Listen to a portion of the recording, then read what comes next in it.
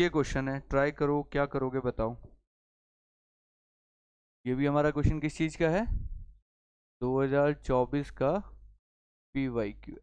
अब ये क्वेश्चन किसी के सामने अचानक से आ जाए, क्या करेगा वो देखेगा, एरिया दिया हुआ है, दो साइड दी हुई है, तीसरी साइड को क्या माने, x मान लेते हैं। उसके हर स्टूडेंट के दिमाग में यही चीज आएगी। आप देखिए, दो साइड पता है, तीसरी को x मानोगे, एरिया दिया हुआ है।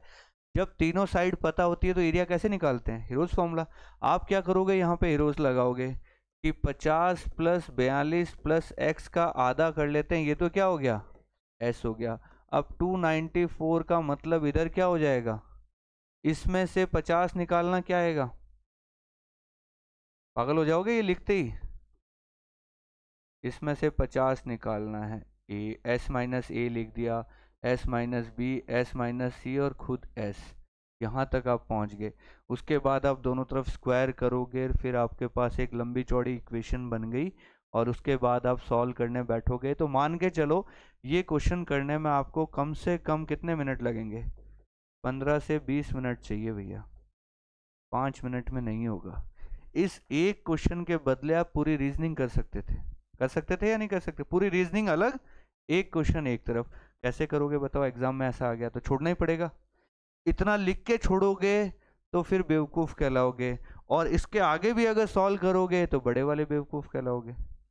ऐसे क्वेश्चन आपको देखते ही छोड़ने पड़ेंगे। पहला तरीका तो आपके पास ये कि भैया नहीं होगा। अगर करना चाहते हो तो थोड़ा सा दिमाग लगाइए। क्या दिमाग लगाना था आप ये बताओ मुझे। दिमाग आपको सिर्फ इतना सा लगाना था इस क्वेश्चन के अंदर कि अगर मैं ट्राइंगल बना के देखूं 50 और 42 वाला, अगर मैं, और ये कह रहा है कि सबसे बड़ी साइड 50 है, सबसे बड़ी साइड अगर 50 है, ये मैंने 50 लिखा और ये मैंने 42 लिखा, तो तीसरी साइड जो होगी वो 42 से छोटी होगी, तभी ये क्या बनेगा, ऑब्ट्यूस एंगल बनेगा। या फिर ये 50 है,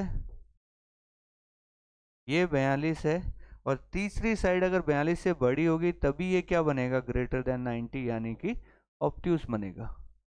हाँ या ना, इन दोनों बातों से एग्री करते हो, या तो 42 से बड़ी हो काफी, या 42 से छोटी हो काफी, तभी ये ऑब्ट्यूस एंगल बनेगा। क्योंकि हाईएस्ट, अब बड़ी वाली साइड अपने को 50 दे रखी है, ये 50 है, यहाँ भी 50 है, तो क्या ये साइड 50 से बड़ी हो सकती है क्या, वो भी नहीं हो सकती।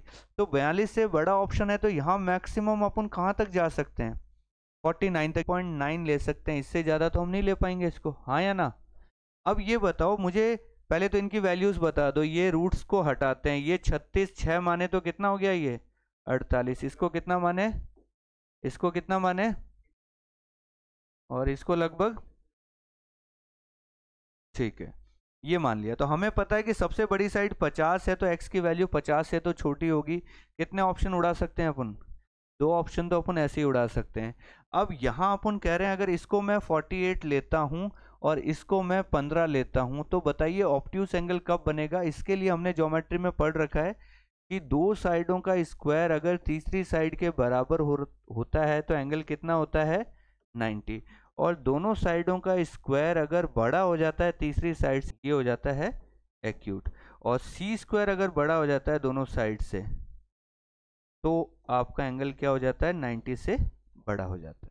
ये सिखाया था कि ऐसे मान लीजिए 90 डिग्री है यहाँ पे।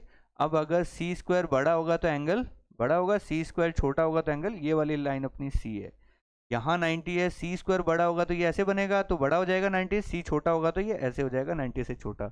अब हमें इतना ही देखना था कि सी स्क्वायर बड़ा होना चाहिए ए स्क्वायर प्लस बी स्क्वायर से। ये सी है, ये ए बी है, इन दोनों का स्क्वायर इससे, ये 50 का स्क्वायर इन दोनों के स्क्वायर से बड़ा होगा क्या, नहीं होगा, क्योंकि 48 एकदम बगल में। और इन दोनों का स्क्वायर करेंगे, उससे 50 का स्क्वायर बड़ा है क्या, यहाँ बड़ा होगा बिल्कुल। देखो 15 का स्क्वायर 42 का स्क्वायर करोगे, 50 का स्क्वायर उनसे बड़ा है, यानी कि आंसर क्या बैठेगा आपका, 15 बैठेगा। ये लीजिए आप आंसर मारिए और निकल जाइए। तो यहाँ पे मजदूरी नहीं करनी है। ये क्वेश्चन भी आपको यही बताता है कि अगर ये ऑप्शन 15 16 17 18 के आसपास के क्यों नहीं ला रहा बताओ, इसलिए नहीं ला रहा कि वो मजदूरी नहीं करवाना चाहता।